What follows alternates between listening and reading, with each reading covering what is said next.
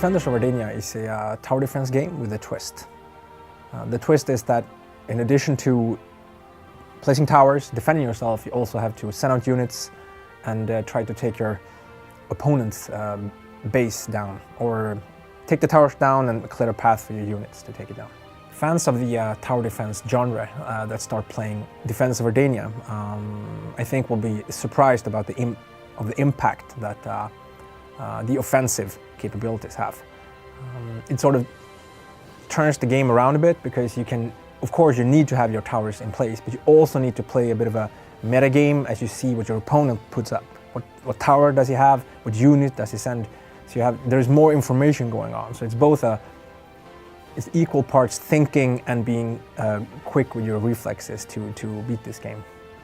The resource you use in Defenders of Ardania is mana. You build up, and that is, it replenishes over time, but you can also get extra if you accomplish certain tasks, like having units reach your enemy's stronghold. This resource is used to build towers, build units and send them out, and of course use spells. Spells add another dimension to Defenders of Ardania. They are expensive to cast, they are fairly powerful, but since they drain your mana a lot, you have to be careful when you use them. A really cool thing happens when your opponent thinks you're low on mana, sends some strong troops, and you blast them. Or you can really bolster your troops using spells to get through a passage that your opponent doesn't really suspect that your troops will survive, but you shield them and they go through. And when that happens, it's wonderful. But it's a sort of a two-edged sword, because if you get nervous or twitchy and just cast spells, you'll run out of mana and can't build towers and not send units, and you're in a bit of a pinch. Defenders of Ardania will be enjoyed by anybody who likes to spank their friends in a good RTS game, especially one where thinking and reflex is sort of equally important.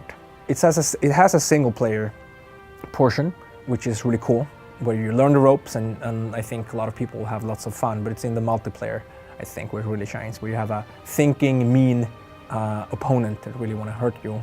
The biggest challenge of developing Defenders of Ardania has been balancing the three factions.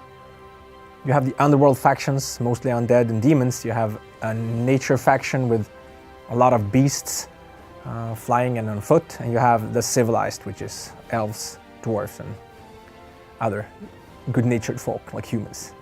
And these, of course, have to feel different, play different, but since it's a tower defense game with a sort of rock, paper, scissors logic to it, each faction need to be able to do everything. They should have their character, and they do, but finding that character and making it come out in play has been hard work, but I think also rewarding work. It plays really well. None shall pass.